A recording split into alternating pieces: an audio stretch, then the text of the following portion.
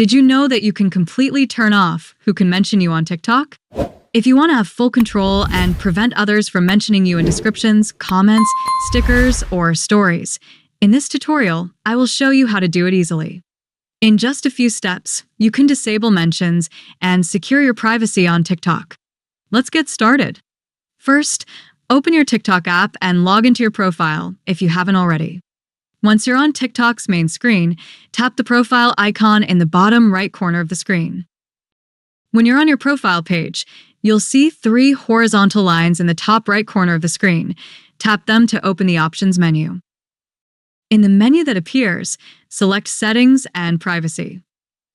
Once you're in the settings, find the privacy option and tap it to access additional options.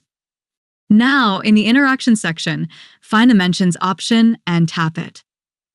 Finally, tap the Allow Mentions from option, and in the menu that appears, select the No One option, which will prevent anyone from mentioning you on TikTok. And that's all for this video, friends. I hope it was helpful and that you successfully turned off mentions on TikTok. If you liked this video, leave a like, share the video with your friends, and subscribe to my channel. I'll see you very soon in my new video, and thank you so much for watching.